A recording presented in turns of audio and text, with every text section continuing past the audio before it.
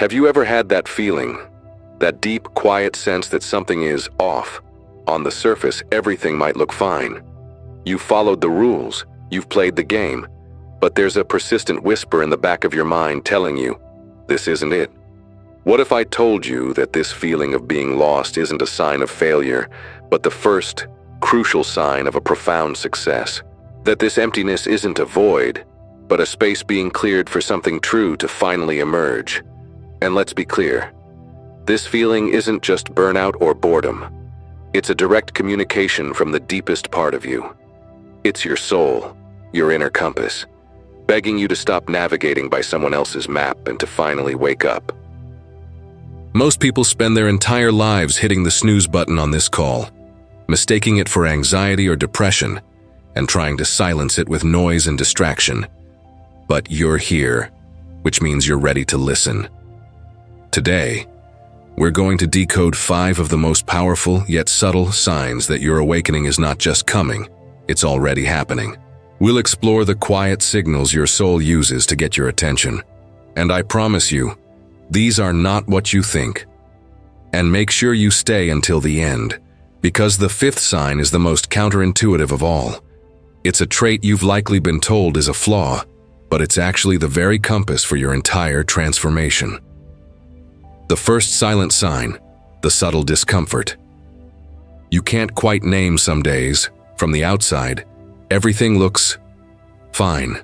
You smile in the pictures, you check off your to-dos, you answer "I'm good" without skipping a beat.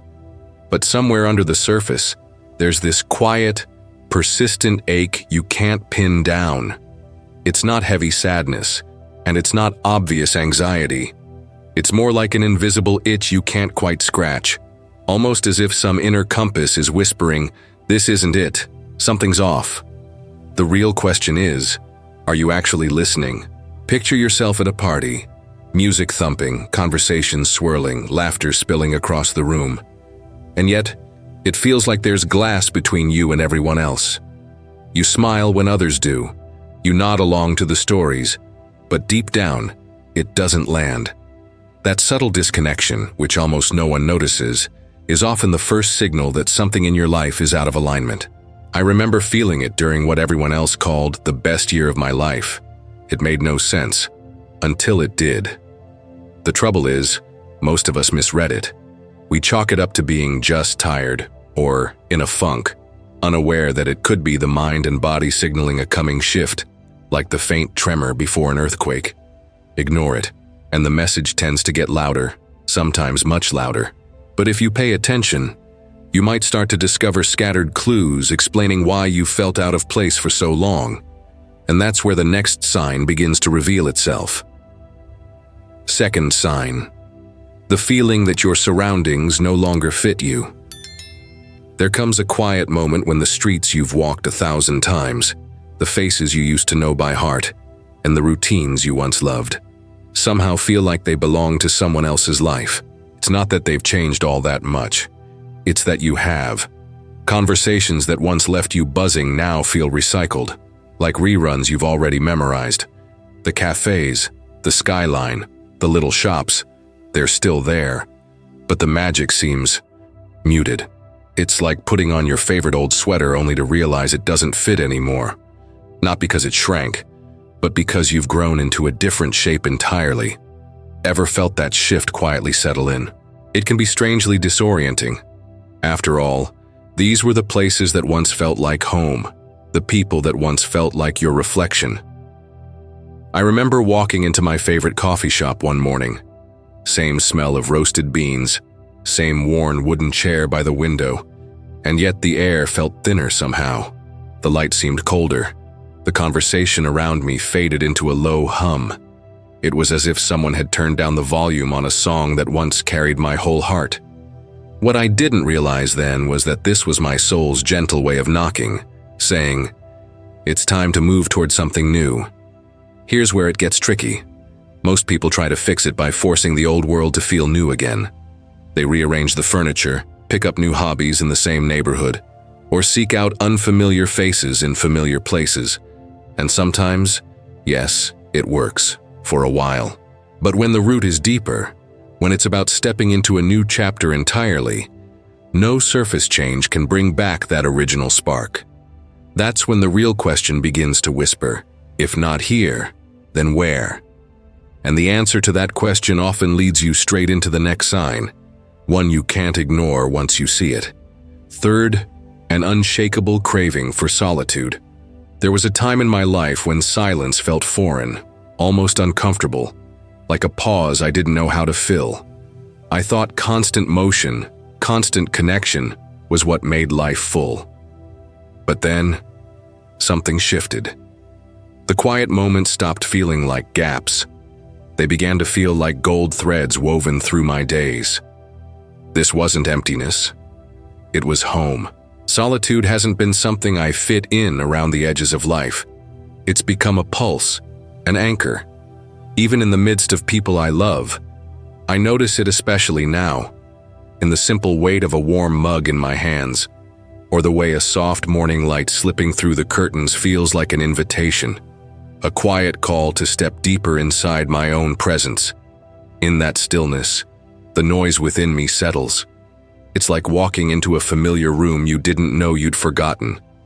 And yet, the path into that space often carries another unexpected shift, one that doesn't just reshape who you connect with, but who you are becoming. The fourth sign, feeling too much without explanation. Have you ever felt the weight of the world on your shoulders, as if you're absorbing the emotions of an entire room for no logical reason? This isn't a curse, but an expansion of your connection to life itself. It's a sign that your inner compass is recalibrating, a call towards a deeper level of self-awareness, and a profound awakening that is just beginning to unfold within you. Think of it as if you are a finely tuned antenna. While most people only pick up on the loudest, most obvious broadcasts, you are perceiving the microwaves, the whispers, the subtle energy that fills a space before a single word is spoken. You know that feeling when you walk into a room and can feel the tension, even when everyone is smiling. That is your heightened sensitivity in action, a form of connection that extends far beyond the visible world. The great journey, then, is not about trying to shut this feeling off, but about learning to navigate it, to become the calm center of this beautiful new storm of perception. Mastering this sensitivity is like learning a new language, the language of energy and intuition, which is essential for true emotional healing. And as you begin to decipher these external signals more clearly, something curious happens. You also start to notice your own inner world and desires shifting in very tangible ways. Fifth silent sign, the final, surprising piece. And now, we arrive at the final sign, the one that once seen, changes how you see your entire life. It's the realization that, for years, you've been operating through a false self, a persona brilliantly constructed to survive, to be accepted, to avoid pain.